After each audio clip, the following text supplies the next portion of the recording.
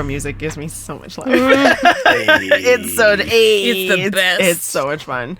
Welcome back, everybody, to this shit show known as Two Girls, No Fucks. I am Katrina. I am Ashley Marie. And today, we are going to dive a little deep into the membrane and talk about therapy. Specifically, therapy as Black folk. Because it's a lot. So, and if at any point I ask any questions you don't want to answer, just feel free to be like, nah, I'll pass. Oh no, today I'm on fire. Okay. Today you can ask me my social security number, I'm gonna give it to you. Yeah, we're not gonna do that. Okay. But let's see. Are you in therapy now? Yes. Okay. When was the first time you went to therapy? Be it willingly or were forced to go? Were you ever forced to go to therapy? Yes, I was forced to go to counseling. Okay. As a ethnic individual, if I don't overly express myself, that's frowned upon. If I'm God. Yeah. If you're not loud and in charge and here with your red lip and your shenanigans, like, people are like, what's wrong with her? Oh, Jesus. So, I'm sorry. yeah. So I would actually get in trouble in school for not participating, for not speaking out loud. Me about that. Yeah. And there was multiple reasons for that. Like, sure. I'm not. People would make fun of my accent. And now I have no accent. Thanks, you. bitches. God. Okay. So Shit. I went to counseling just to like sort of sort out why I was doing all the things that I was doing at that time. How old were you when you were 14. 14? Okay. That's an interesting age to Yep. start going to therapy. Mm-hmm. Yikes. Do you remember your first therapist? Yes. Okay. Was it? It was an old white man. Yep. I was just going to say. Yep. I was like, it's the old His white guy. name was Mark. Oh, Jesus. Yep. Okay, cool. Yeah. Wow. And was it, so you were 14, because I'm trying to think, because I went to therapy as like a wee one. So like there were like board games and coloring books and rainbows all over the wall, which whatever. So like it's still not something that my parents like necessarily believe in or like put much thought towards, because if we could go to like family counseling, I feel like that would be great for us. Yeah. My brother says it all the time. Nobody listens to him, but Of course like not. it would be great for us. Yeah, for But sure. they'll never do it because that would be admitting that they, in their eyes, failed as parents. Oh my God. Yeah. So dramatic. Here's the thing. And this is coming from someone who's not a parent, but I feel like failure as a parent is when your child murders somebody. That's failure. Point blank, period. You failed as a parent. At that point. I feel like everything leading up to it, you're doing the best you can with what you got. You know what I mean? Like, we taking this shit day by day. I don't know, Merce. What do you think? Like, is murder like the line? I feel like, yeah. Murder's the line where like, okay, I fucked up as a parent. Like, I did some shit, or maybe I didn't do the shit I was supposed to do. Yeah. Right. You know what I mean? But like, Every year that my children have a birthday, like, I celebrate their birthday, obviously, but then at the end of the night, I celebrate, like, I survived another year. Hell yeah, you I kept made these little bitches it. alive. You're alive. You didn't hurt nobody. I didn't hurt you. Like, we're having a time. It sounds like a win-win, honestly. So, who doesn't want to be proud about that? You better celebrate all those wins. Therapy. I don't know how I want to like really dive into this, because I feel like as Black folk, it's so nuanced with us, because there's, and even to this day, there's still that stigma. it's so bad. Like, I actually have notes on that. oh, okay. While you pull those up, it feels like there's a stigma when it comes to us as people of color going to someone to seek help. Well, you should have just stopped it at seeking help, period. Yeah, that's half the battle, honestly, because it's hard. There's not enough providers for the people that need the help. Some insurances cover it, others don't. Like, Or they cover a limited amount. Right. Oh my God, I remember when I first started going to therapy, it covered 12 visits. I'm supposed to see this bitch once a month and be okay? That makes no sense. But who are you to deem what I need? Right.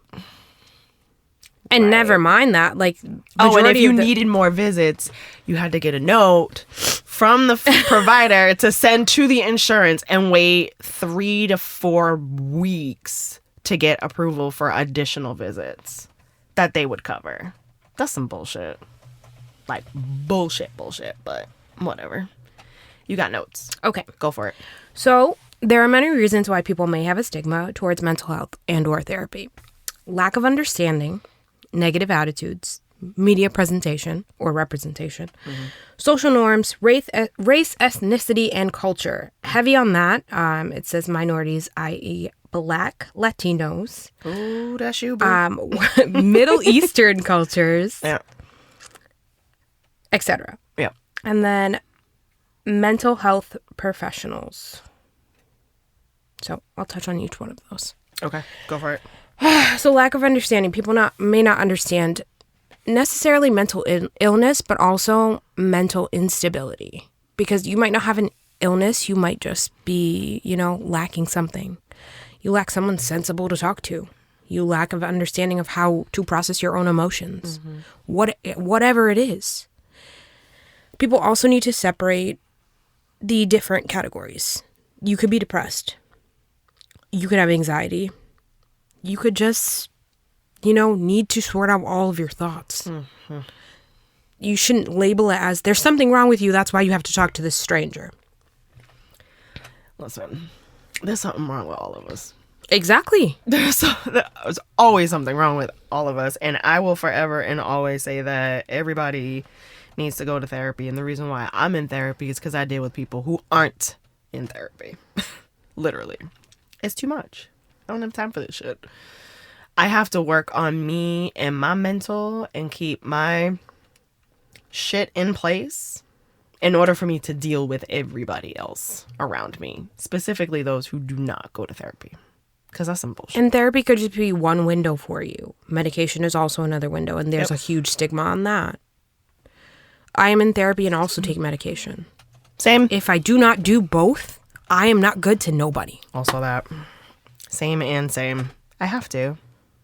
And I actually remember when it was initially brought up to me to take it. So I have my primary care, but I don't really like her. So I see the NP in the office, a nurse practitioner. I've known this nurse practitioner since I was 14 years old. So she's amazing. So when I go for my visits, I specifically request her. So I walk in, I tell her, all these things that are going on in life. I'm changing this. This is, going trash. Work is crazy, blah, blah, blah. And then she was like, I'm going to ask you something and I need you to not be defensive. But how do you feel about medication? And I went into, the stigma and I don't know how I feel about this and I don't want to not feel like me and this, that, and the third. She was like, the medication has improved. We can put you on something that's low dose. See how you feel about it. I would recommend taking it at night. This way it settles into your system and you can start your day feeling good and whatnot. And then check in with me in a month to see how you're feeling. But if you're feeling anything worse than what you're already feeling, call me immediately. So I was like, all right, cool. Been on this shit ever since. So, and this was like a smooth 7 years ago, 7-ish years ago. So, and what I normally do whenever I have an epiphany of some sort, I'm like, why didn't I do this sooner?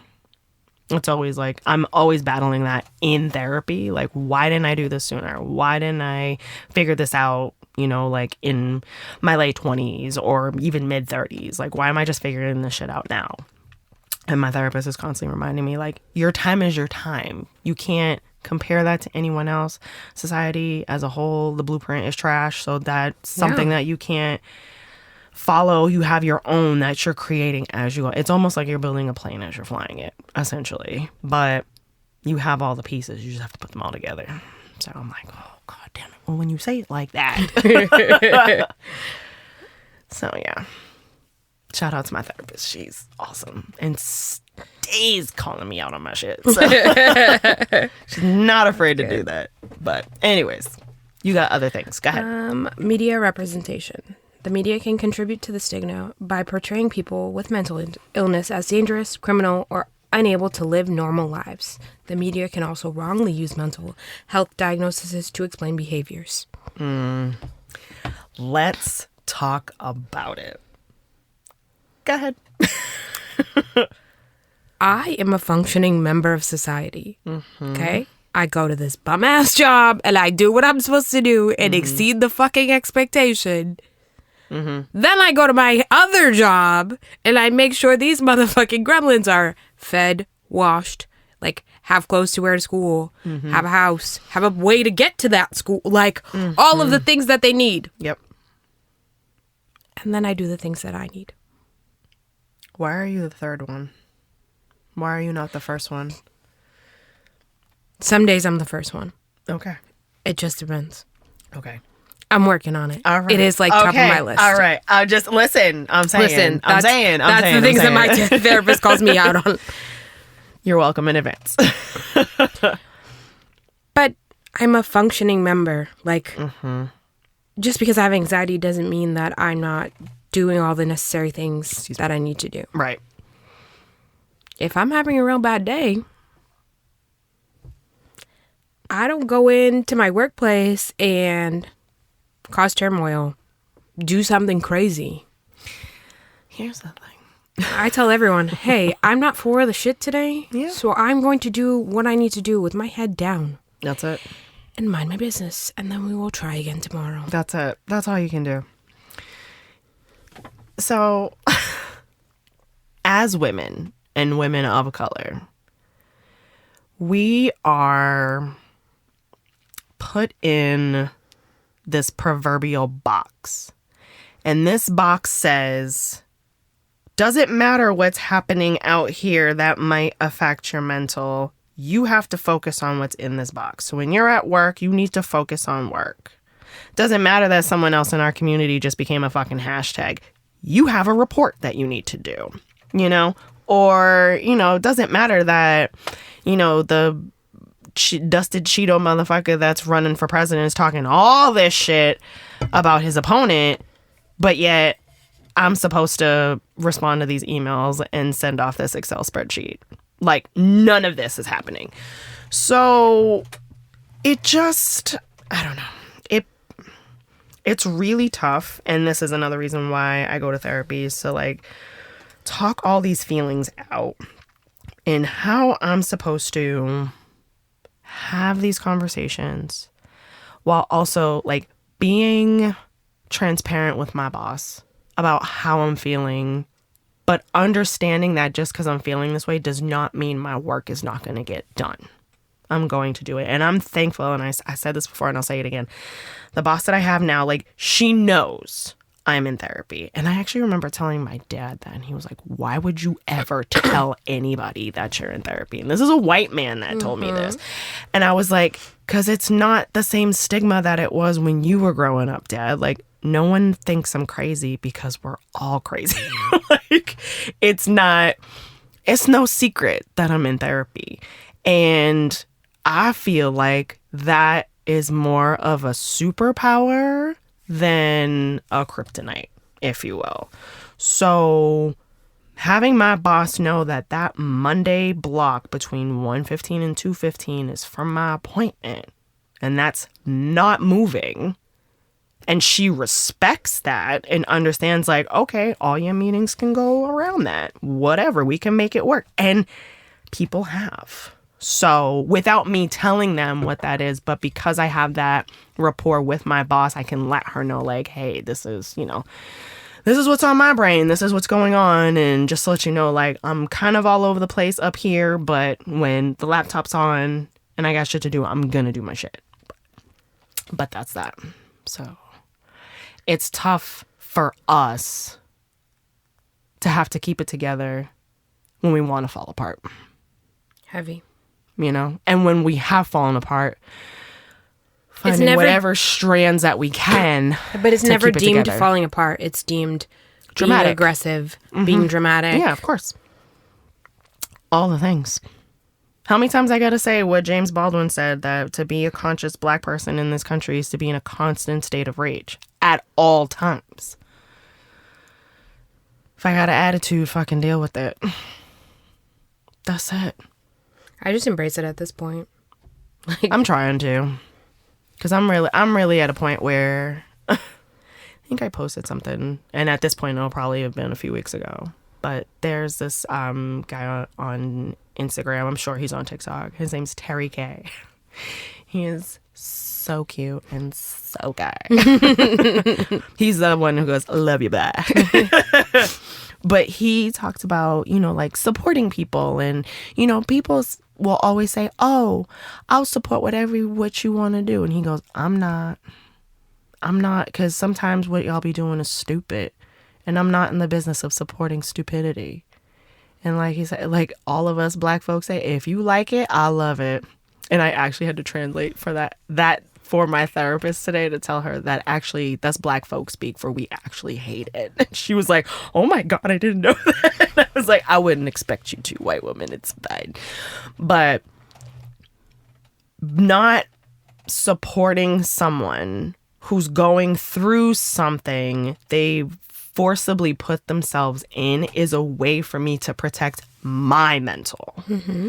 Because even though you want to go back to a shitty relationship, I can't support that, because I know what it takes for me and my mental to support you when you're in pain.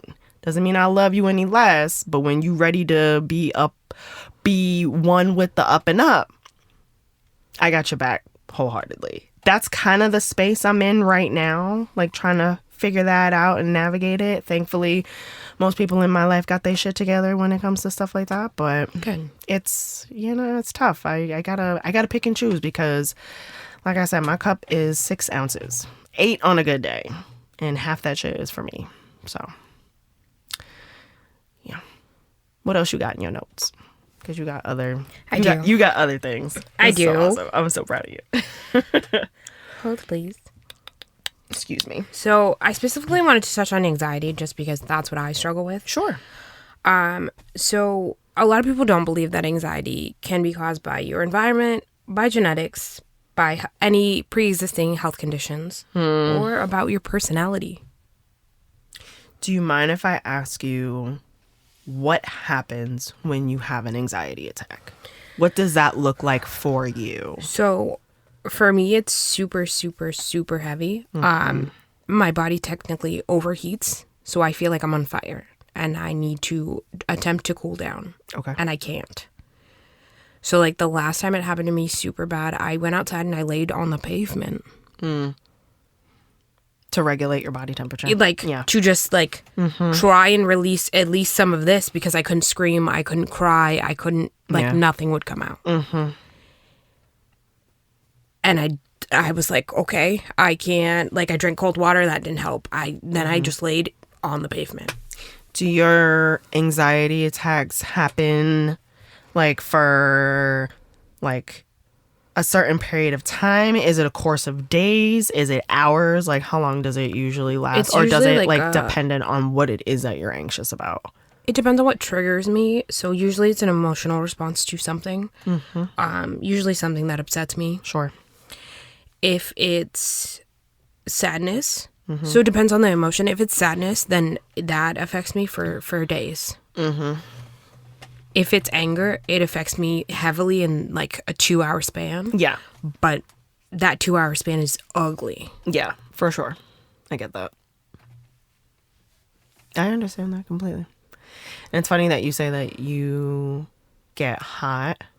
For me, it's the opposite. I get really cold when I get into anxiety attack mode. And I remember being at the gym with my trainer and telling her yesterday, whenever this was, I was yesterday, I was feeling like I was having an asthma attack. I couldn't breathe.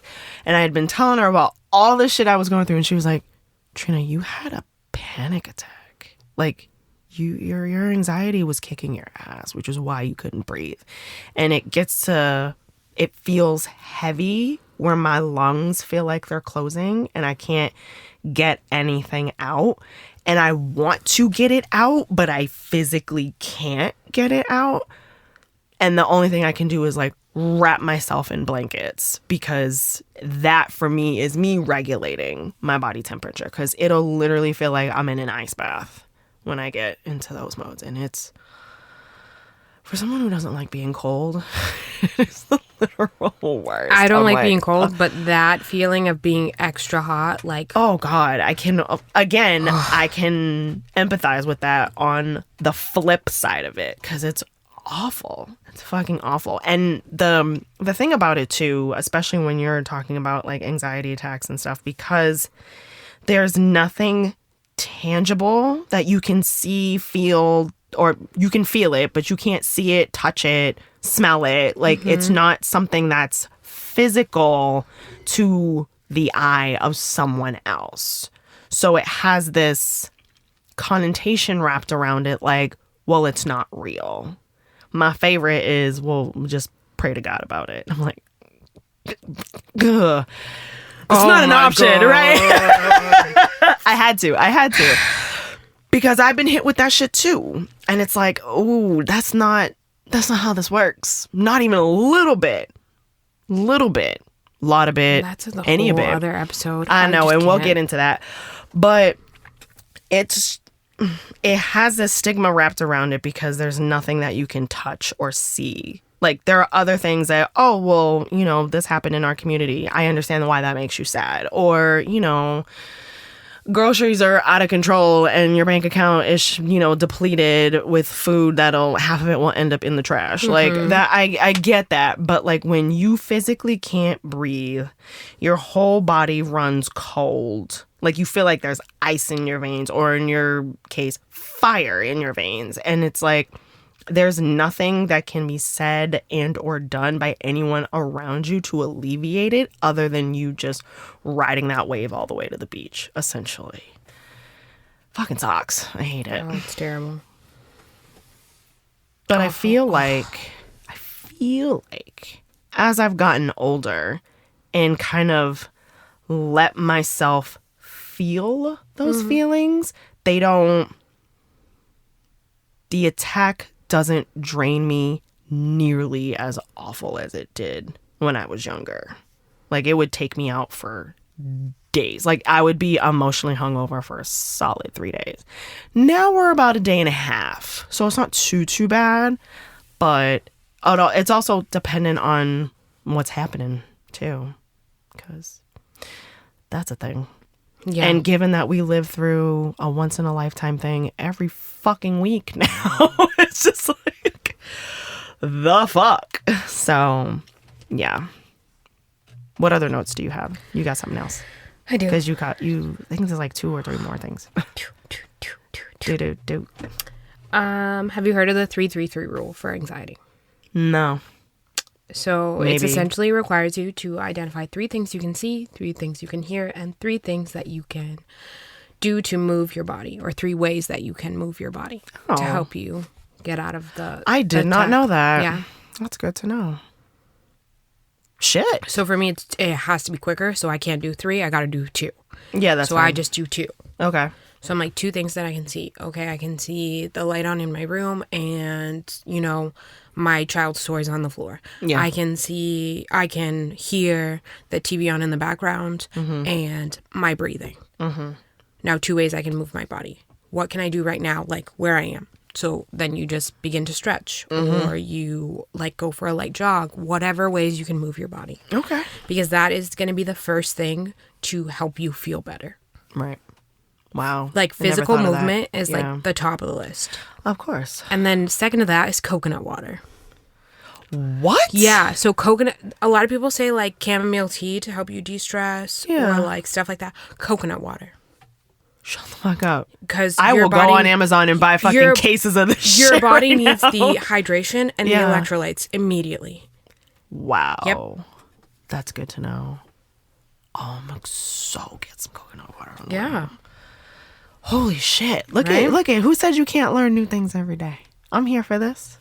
So like I noticed that when I was religiously in the gym, like 5 days a week, and I was eating better and, you know, giving myself more water, I felt better overall. Right. but then you get into a false insecurity, and then you're like, I don't need this medicine. This medicine's for the birds. Yep. Girl, nah. Yep. But when you first start taking it, you're like, I don't really need this forever. No, that's not how Don't do that works. to yourself. Oh Don't my do that to God. yourself. Don't ever get off any kind of medication without consulting your physician first. Please and thanks. You heard it here, because my word, you can't do that. You can't. Oh, shit.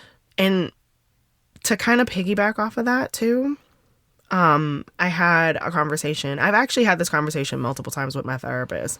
When things were going good, she asked me, like, you've been handling things real well. She affirms me with the shit I've been doing. You've been journaling. You've been exercising. You're eating right. You're doing all the things. Do you want to push your appointment and miss a couple weeks? My immediate answer is no. And she asked me why not. I said, it's not enough to fix something when it's broken. You have to maintain it when things are good. This is when the real work gets done.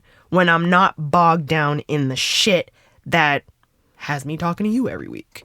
When I finally get a handle on whatever is chaotic and tornadic in my world, that's when the work begins. That's when I start working on myself. I focus on my breathing. I try to meditate. I journal. I do all the things meant for me and my mental, while also talking to you about some deep-seated shit I'm still carrying around, but don't know how to deal with it. So, yeah, it's a lot, but it's the maintenance piece for me that is the most important. So I still see that bitch every week. Though she's like, well, and I even tell her too, I'm like, sometimes you don't want to be like, you don't want all your patients talking to you about some depressing shit. Here's the good shit that's going on right now. You need a little light spot in your day. So you're welcome in advance to my therapist for that shit. But yeah, it's just, that's just me. Sorry to my therapist. Nicole, you've been getting a lot of shit. I'm so sorry. Here's the thing.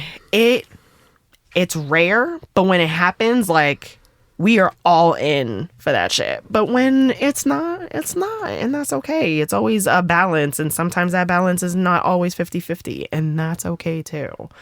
But I think the most important thing, besides getting a therapist, if you're able to, through your insurance, however you're able to see, there are online platforms to. Better Health is so good. And what is it? Talkspace is another one. And there are coupons all over the interwebs to like save on. We will not find just some coupons and put them in the caption for this. Yeah. So it's so important to take care of your mental. And I think there was a quote that was floating around several years ago, especially in the throes of the pandemic, where it was like, yeah, you can eat all the good things and you can work out, but if you don't take care of your mental, that's the third part of the trifecta. Like, you're still not well, essentially. Like, those are the three things you have to take care of. You got to take care of your sleep, you got to take care of your body, and you got to take care of your mind.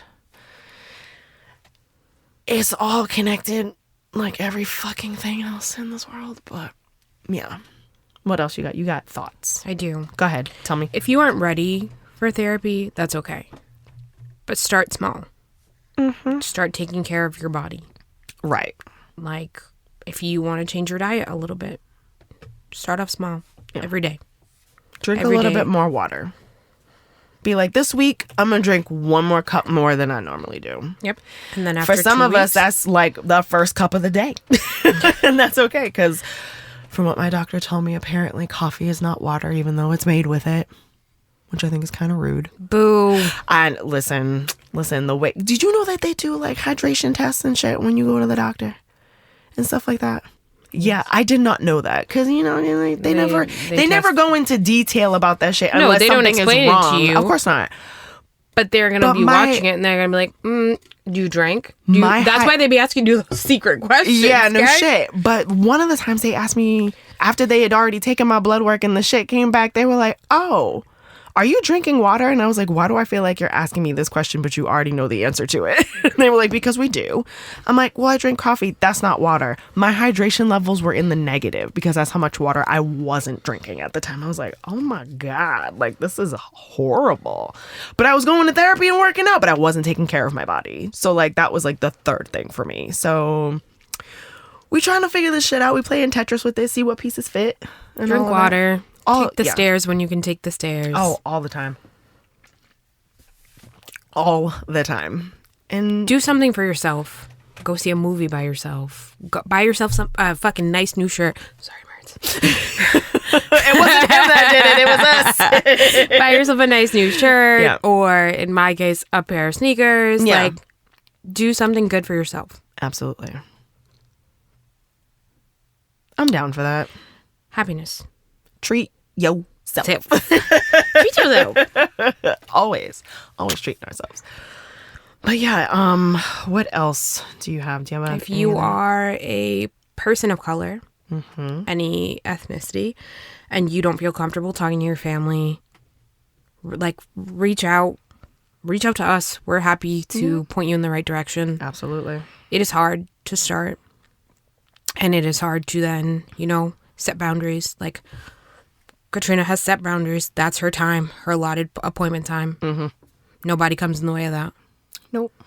That's me time. And I know the thought of going to therapy can be scary.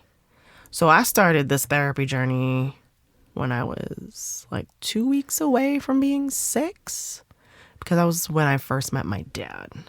And he was like, it just felt very, I'm here, you need to go to therapy. It was just like, whoa, I just met this man and now I'm in a space with another stranger. And for a huge chunk of my life, I was forced to go to deal with unresolved issues about him not being there the first 5 years of my life, because it was just me and my mother.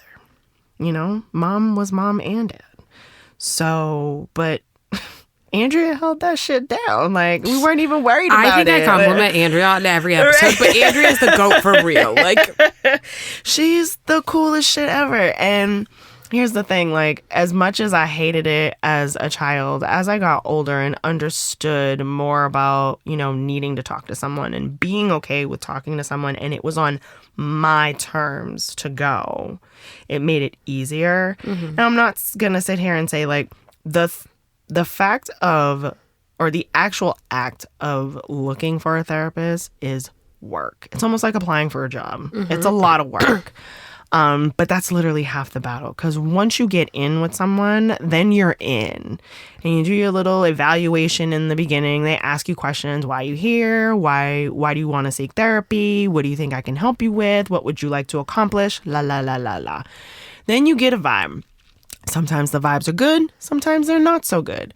But your therapist is there for you to express those things. That is a safe space to let all your shit out. and if they're good at what they do, they will point you in the, like, hey, if I'm not doing it for you, I know somebody else who can help with these exact things. Yep. And that's exactly what happened with me, because I went through maybe 2 other therapists before I landed the one that I'm in right now as an adult.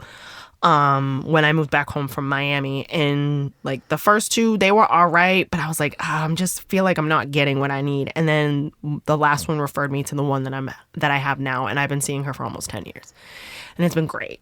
So sometimes you have to, play chess a little bit and figure that out. But I promise you, on the other side of it, it is absolutely worth it.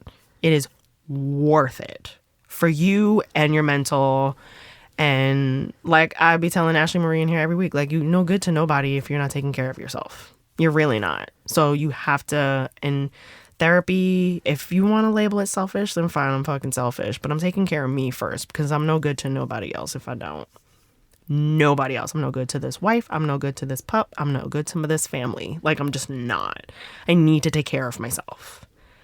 And thankfully, they all understand and respect that. Not everyone's so lucky to feel that way, because there are some family members, and when I first started going on my own, were like, are you sure you need to go? Blah, blah, blah. I'm like, do you not see the dynamic?